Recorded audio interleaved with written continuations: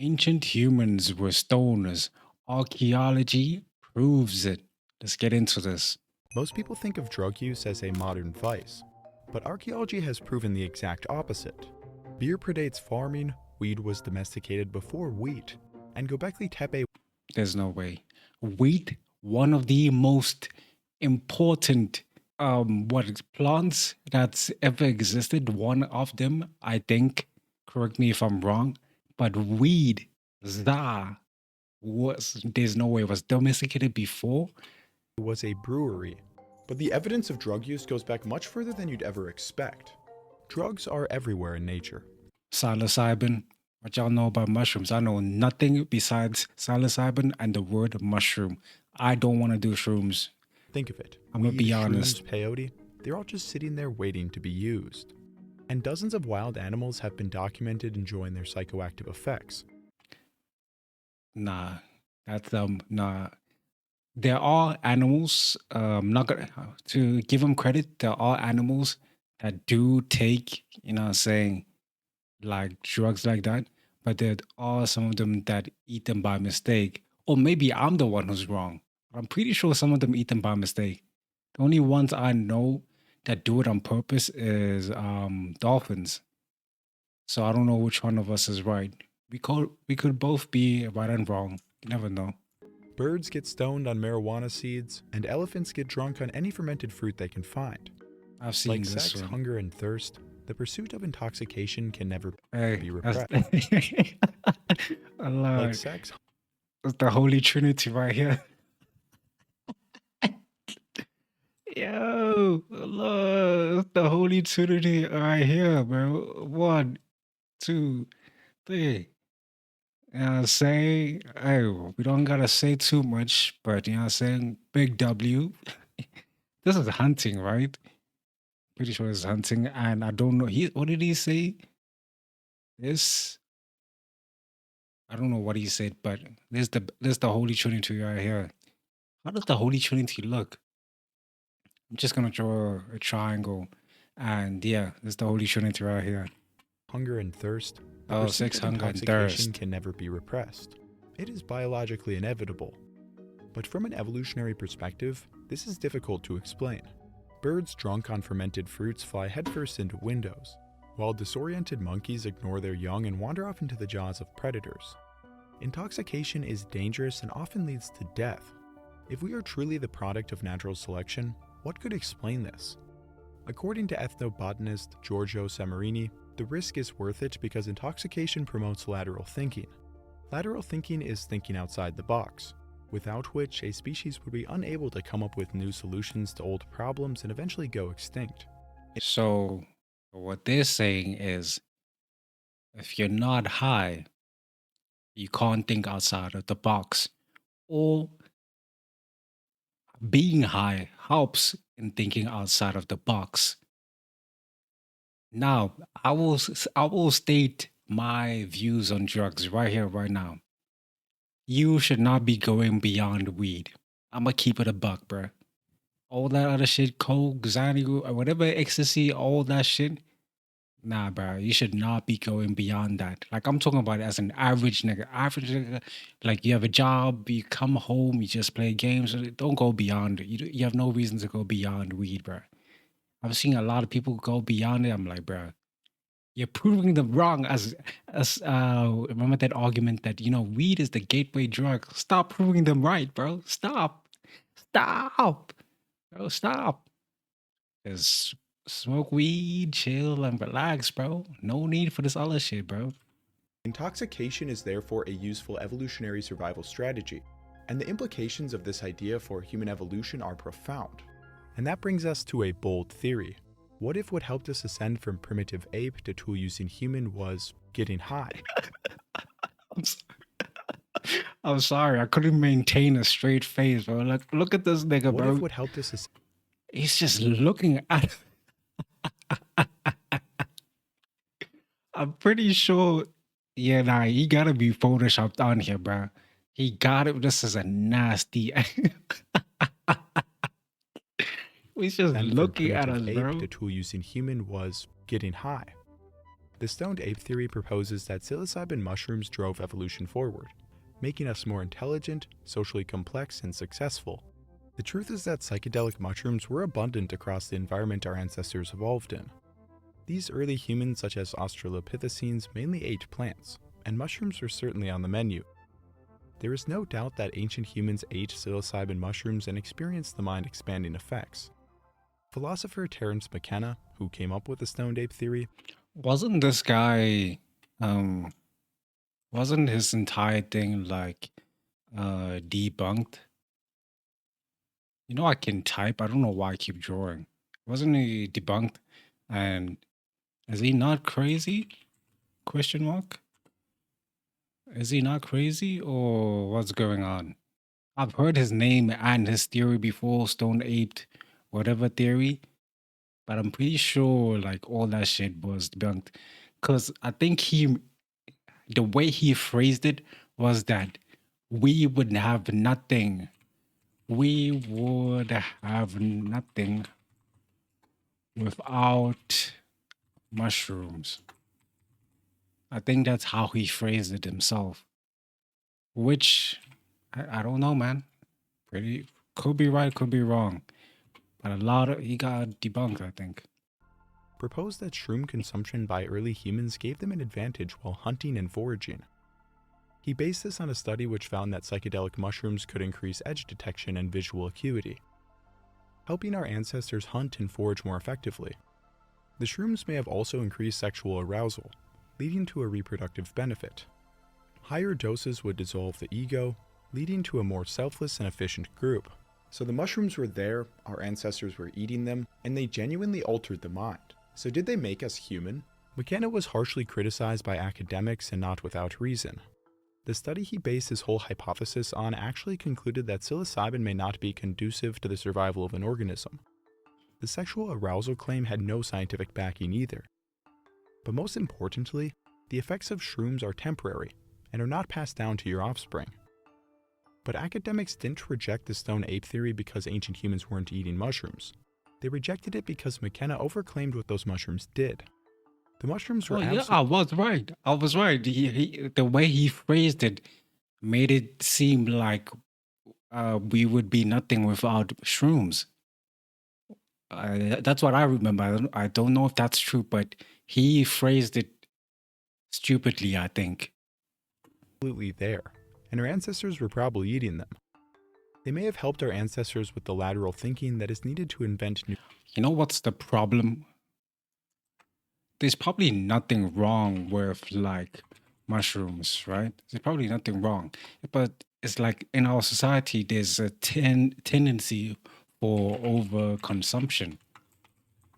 Like, bro, if we were to like say like all of this, like, oh yeah, you can do mushrooms and it'll help you in all of this, you know, people are gonna do way too much of it. You know, people are gonna do way too much of it, bro. You know this. New tools and strategies. But another argument could be like if we allowed like all of these quote unquote helpful drugs, people won't abuse it as much because it's like it's a normal thing. Oh, like oh, you can get it here, you can get it. There probably would be higher restrictions on it, I think. I'm not too sure. But yeah, the argument with normalization of certain drugs is that people will lose the desire to do it because now it's legal. And I I think that's the entire argument. I'm not too sure. So did shrooms make us human? Probably not on their own, but they almost certainly had an effect on the evolution of lateral thinking. Psilocybin mushrooms are one of the most potent mind-expanding substances out there. During times of hardship, they may have helped our ancestors come up with new solutions to age-old problems. Unfortunately, finding direct evidence for this is impossible, but hard to deny nonetheless. I also love just thinking about a bunch of Homo erectus just sitting around tripping in Pleistocene Africa. Imagine being stoned in an environment with giant baboons, lions, paranthropus, and all you have to defend yourself is a wooden spear. The more you learn about human evolution, I swear the more absurd it gets. And as it turns out, shrooms were just the beginning. As our species evolved, mushroom use became institutionalized. Shamanism is one of the oldest spiritual practices on Earth. It is built entirely around altered Gang. He's not even smoking the ZaZa no more, bro. This nigga strolling that shit. That's just straight throat, bro. Bro? How big is this, bro? You're not even smoking anymore. He's playing with the ZaZa at this point. He's playing with this shit, bro. They need to be stopped. There's no way, like, no, bro. Stop, bro. states of consciousness. Look The at this. shaman He's often playing with ingests a that shit, bro. substance accompanied with dancing and drumming that allows them to enter the spirit world. Here, they obtain knowledge and wisdom to bring back to their group. It's the same exact lateral thinking we talked about earlier, except now it has a job title. Our earliest evidence comes They get paid. There's no way. There's no way they get paid to be on drugs. I know I make it seem negative in my critique, but it's just curiosity, you know what I'm saying? I know, like, let me stop talking from about it, Europe around 40,000 because years I ago, don't know what I'm trying where to say. archaeologists have found bone flutes, hybrid figurines, and abstract cave art. Depictions of human-animal hybrids are highly indicative of shamanism, because in traditional societies, shamans often wear the costumes of animals to gain their power. There is no doubt that shamanism was common throughout the world this early on, and they almost certainly were consuming psychoactive substances. Shamans in Siberia conduct these traditions with mushrooms to this day, and their culture traces directly back to the Ice Age. But an incredible site in North Africa finally proved this connection. In the Tassili Na'ajer Plateau in the Sahara Desert, there is a cave painting depicting something profound. A strange masked figure with mushrooms growing out of every surface, his hands full of shrooms. The distinctive round caps almost certainly represent psilocybin mushrooms. But the figure isn't alone. Around him, figures dance in elaborate costumes, while others Damn. This shit real? This is the type of shit you gotta research off stream. Knowing damn well I'm not looking into this, shawty.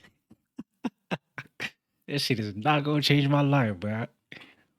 The whole scene carries the unmistakable appearance of a ceremony with people in altered states of consciousness. Okay, now it's getting more detailed. Now I'm thinking about it. It's getting more Other cave detailed. art from the same time period in Spain depicts mushrooms as well. Shamanism was the most common religious practice across the entire world during the Stone Age, and it seems institutionalized mushroom use was common as well. I have been studying human evolution for years, and honestly I think I vastly underestimated the role of psychoactive substances in our development. Another substance has been used since the Ice Age that you have probably consumed. Wild cannabis was growing across Europe and Asia before our species even existed. Ancient humans have been living among this plant since the first Homo erectus left Africa some 2 million years ago. In its undomesticated form,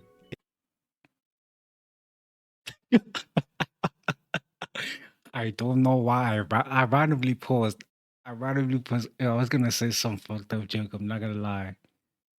I guess. Never mind. I was gonna say. Yo, it is chill. fairly low in THC, the chemical that gets you high, but it is very high in CBD, a chemical which helps with anxiety and pain relief. The seeds are also edible, and the plant itself makes very strong cordage. This plant was very useful to our ancestors. But did they actually get stoned in the Stone Age? Recent DNA evidence found around 12,000 years ago, two families of cannabis diverged, one used for hemp and the other for THC.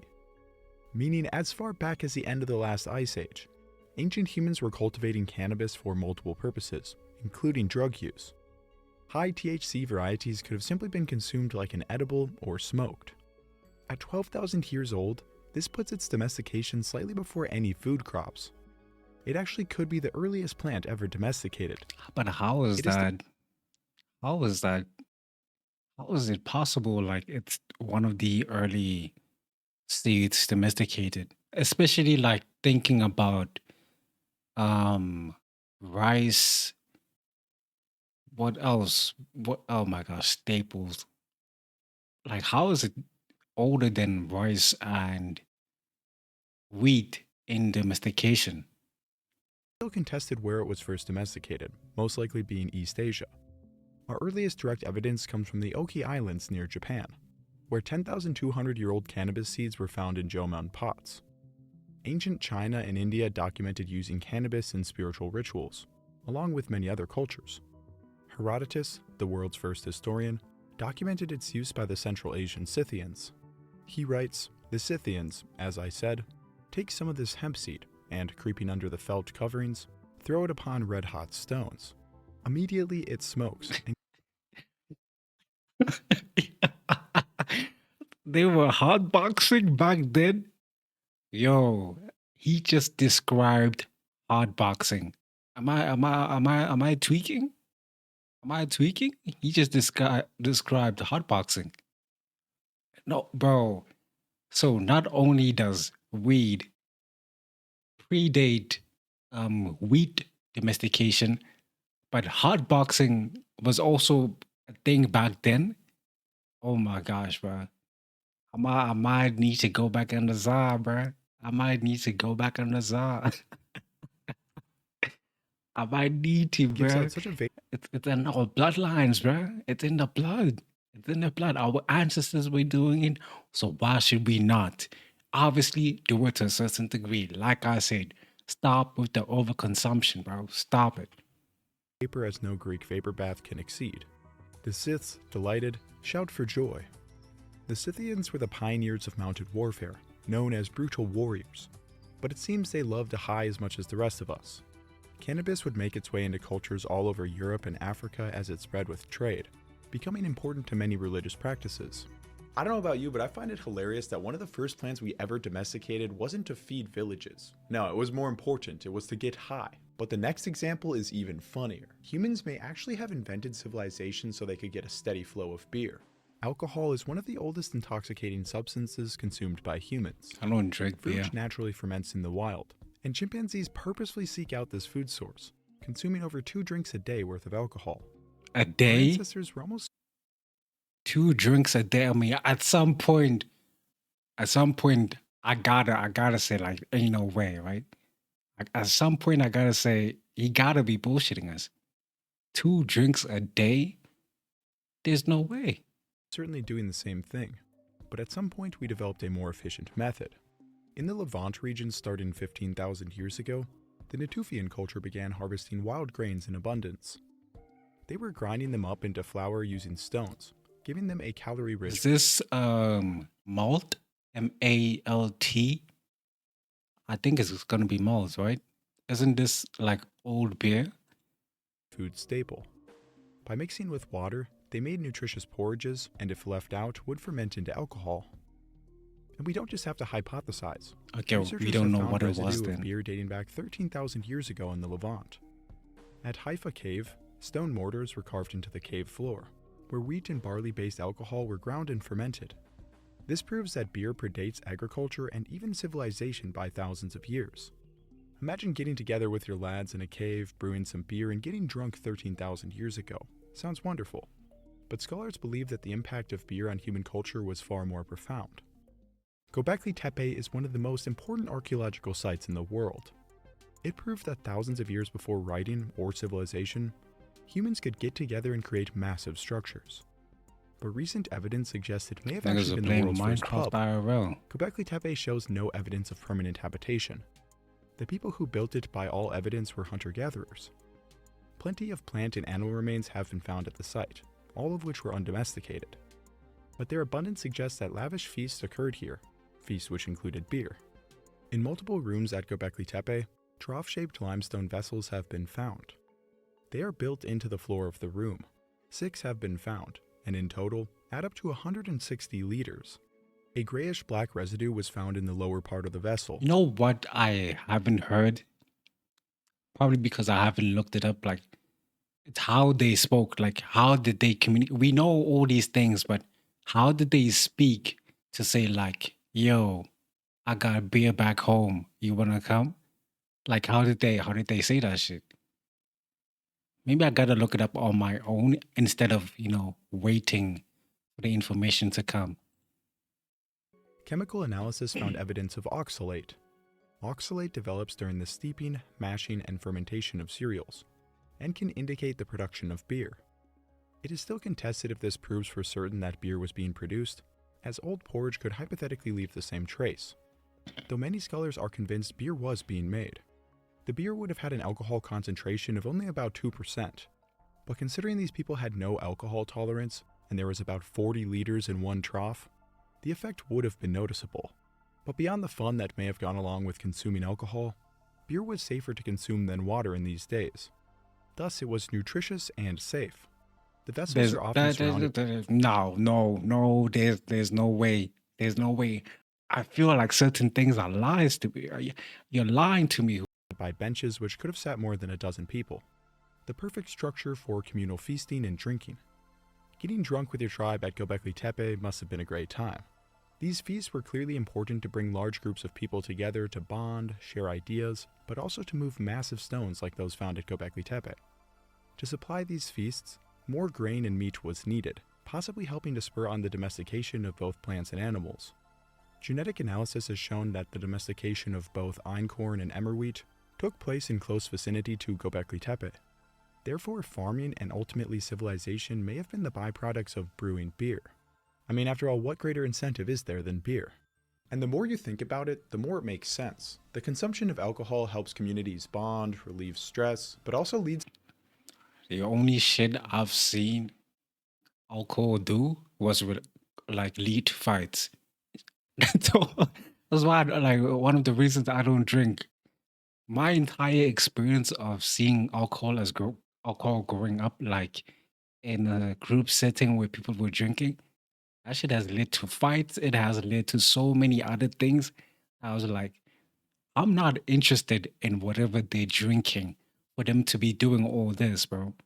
Like, we were having a great time as a family or whatever, and then all of a sudden, all this shit is nah, bro. Nah, bro. To that lateral thinking we were talking about earlier, and this may have led to new ideas in these communities. But every drug we've mentioned so far are tame compared to what we discovered in the Americas. In South DMT? America, a variety of incredibly How potent much you wanna drugs bet have is been used since the DMT? Stone Age, one of which is coca leaves, the active ingredient of course being cocaine. Coca leaves naturally grow all over the Andes. Chewing the leaves provides a mild energy boost and relief, but of course ancient humans found a way to intensify their effects. I wonder if it's safer. Like, let's hypothetically, right? I obviously don't do cocaine or any other. The only drug I've done is weed, right? But if I were to find like a cocaine leaf and chew one, is that safer than, snorting the powder version of it? Hypothetically, like, if you have experience of all that shit, let us know. Am I going to look it up? No, because I'm not really interested in cocaine. Archaeologists excavating a house from 8,000 years ago found coca leaves on the floor, and along with them were pieces of calcite. Calcite helps to release organic compounds. When combined with coca leaves, it creates a much more intense high. The quantities of the leaves suggest that the wider community was. Why don't people just chew on it then? If if if I were thinking, you know what I'm saying, if we're thinking that it's safer, why don't people just chew on it? You know what I'm saying? Why not just chew on it instead of snorting it? I guess it doesn't sell as much or something. Together to chew coca leaves recreationally. And the time period just so happened to line up with the explosion of systematic farming in the region. So coked up farmers were spearheading civilization in the Andes. Guys, I'm starting to think that drugs really did create civilization. Coca would remain popular as cultures rose and fell in the Andes. Ancient pottery depicts people with bulged cheeks, presumably chewing coca leaves. What's that thing that they be chewing now? The fucking tobacco shit, bro. They could be chewing tobacco. You never know. It became part of elaborate and often deadly rituals. And this brings us to one of the most haunting archaeological discoveries of all time. Bruh, why not tell us? Why not tell us if it's safer than snorting it, bro? Am I not here to learn? I'm joking. I'm joking. But that would have been nice if he told us which one it is from his research. Lula Ilico. In 1999, a man hiked Lula Ilico, one of the tallest mountains in South America. Here he discovered a strange stone structure with 3 children inside. Due to the cold and dry conditions, they were Well almost perfectly preserved. preserved, except for one, which was struck by lightning at some point. They were buried along with figurines made of precious metals and other grave goods. Analysis found that the children were sacrificed in an Incan religious ritual taking place around 500 years ago. No. They were drugged with an immense amount of coca leaves and corn beer, Oh, and they seem to have died in their no. sleep and placed atop the mountain. Oh, The practice that's of ritual sad. sacrifice in the Andes was intended to I ensure hate that health, shit. rich harvests, and 'Cause favorable weather. it never makes sense. Like to sacrifice somebody to work. Like it doesn't make sense. What God is telling you? Oh yeah, kill your child. By the way, and now whatever thing that they're looking for, like that shit doesn't make sense, bro. It doesn't make sense. While certainly barbaric to us, it was different times back then. Human sacrifice was once incredibly common across the ancient world. But what's even crazier is what archaeologists discovered at Cahuachi in Peru. It served as a major religious center of Nazca culture 2,000 years ago.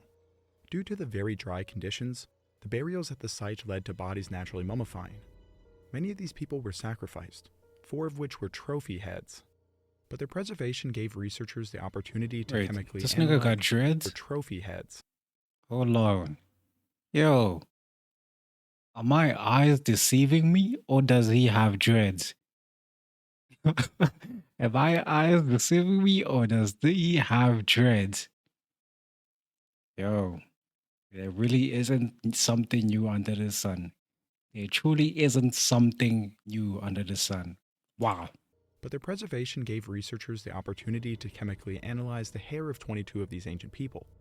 They found evidence of not only coca, but also ayahuasca. Ayahuasca contains one of the most powerful psychedelic substances on Earth, dimethyltryptamine, also known as DMT. DMT. Users describe how it can pull you entirely away from reality, including encounters with entities from other realms. Researchers think that the mummies at Cahuachi were given ayahuasca to calm and disorient them before their lives were taken. Oh my gosh. Ayahuasca had to be imported all the way from the Amazon. Here it was used for shamanistic rituals for thousands of years. Its powerful psychedelic effects were clearly quite useful for Oh shamans. yeah, he's high as Thousands fuck. of years. Look at him. Its Look, powerful look. psych He's high as hell, bro. Look at him. He is high as a kite. Oh my gosh. Oh, bruh. He's trying to get me. Oh Lord, he's trying to get me banned, bro. Watch out, bro. Watch out. Watch out. Watch out, bro. Watch out. Watch out. And I know in these societies, it's a normal thing. And I've seen it myself. I'm not gonna lie. I've seen it myself. It's a normal thing to all of those of us who experience this shit. But you know what I'm saying? YouTube don't know that shit, bro. YouTube don't know that shit, bro. Chill. psychedelic effects were clearly quite Unpause, useful for gang. shamans. Unpause. There are many ways to create the drug, as multiple plant species naturally have it. The most common method is by boiling a specific root in the leaves of a Man, what they got this granny doing, bro? They got her specific cooking up shrub. drugs. The mixture is drunk with the guide of a shaman. Another method She's guide of a shop. She's drinking it leaves for of a fun. specific shrub. The mixture is drunk She with is. the guide She's of a literally shaman. drinking it for fun. Another method involves smoking Andinothera beans. And in Argentina, a pipe made from the bone of a mountain lion was found with traces of DMT dating back to 4,000 years ago. It is insane to think that some guy 4,000 years ago was smoking DMT in the The crack pipe predates. Oh my gosh, bro!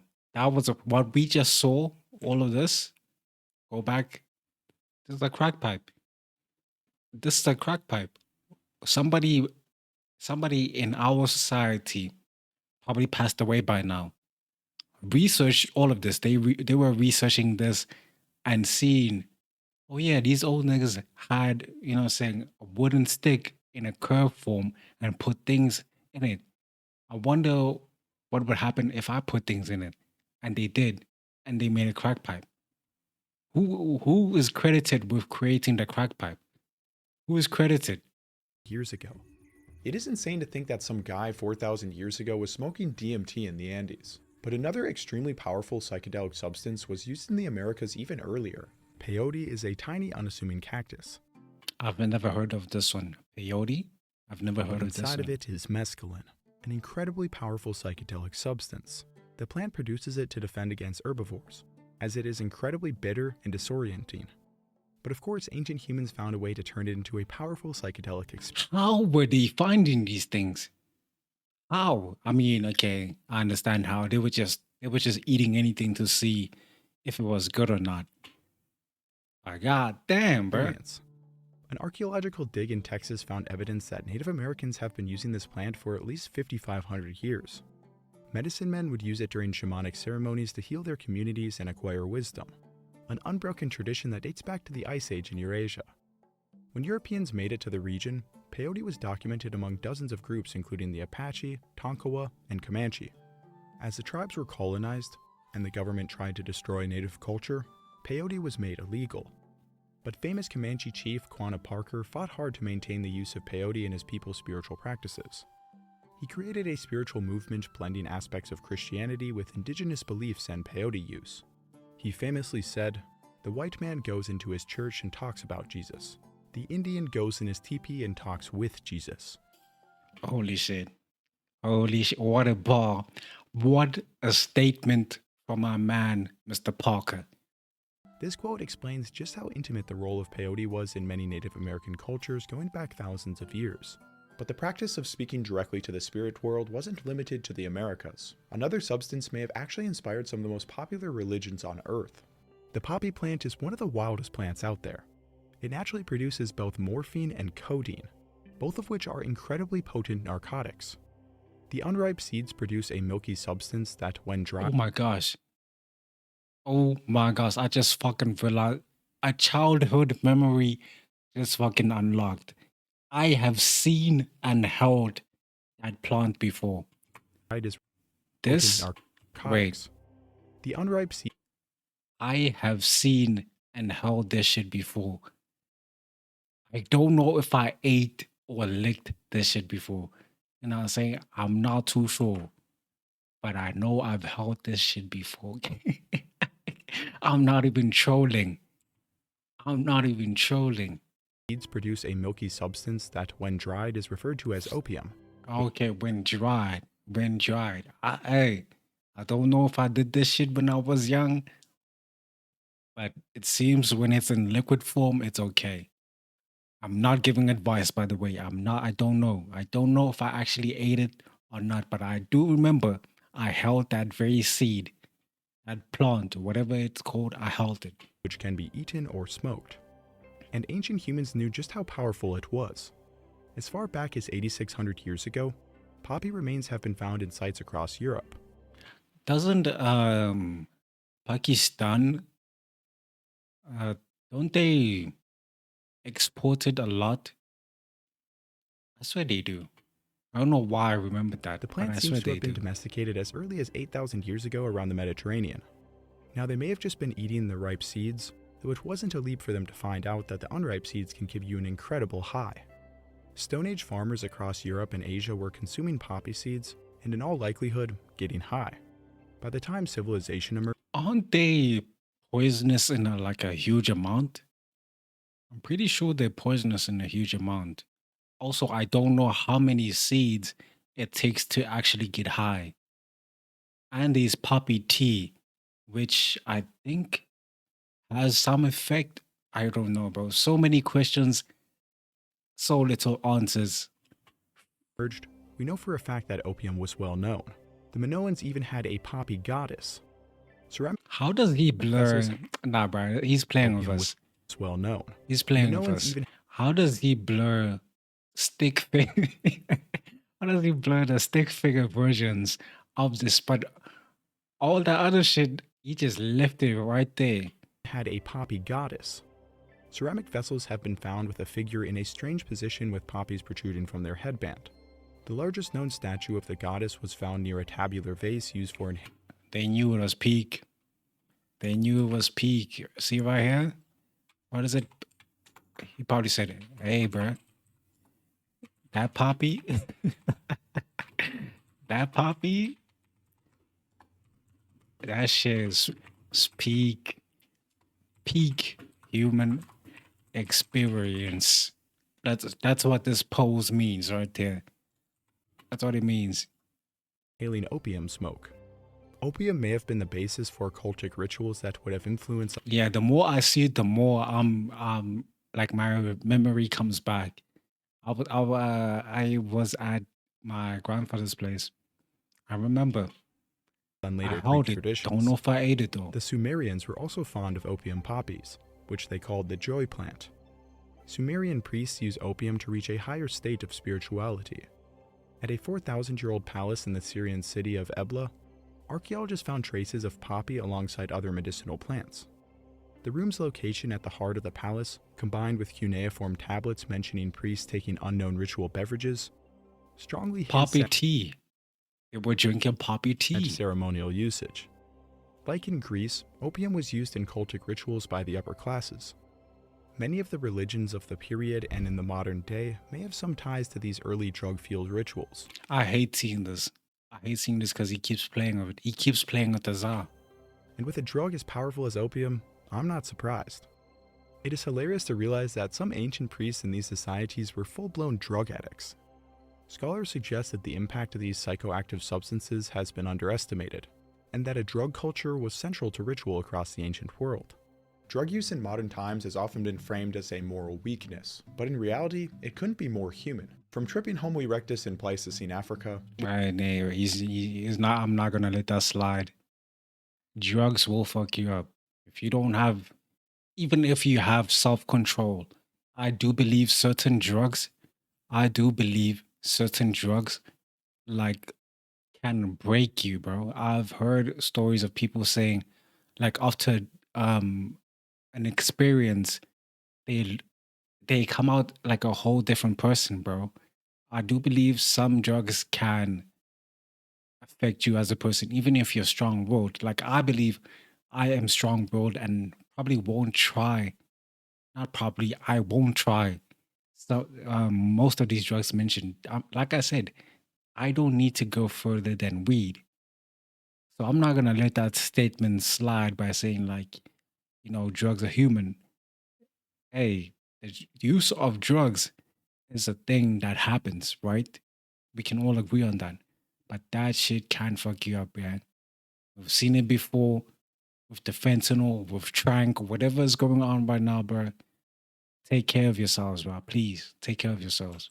shamans in Ice Age Europe. To you cracking open a beer on a Friday night, the impulse of drug use is natural. That doesn't mean it's good or bad. I'm just providing you with the historical glad you information said so you that. can make your own decisions without any cultural stigma. And if you enjoyed this deep dive, click this video next to learn more about I don't see nothing, but thank you for watching.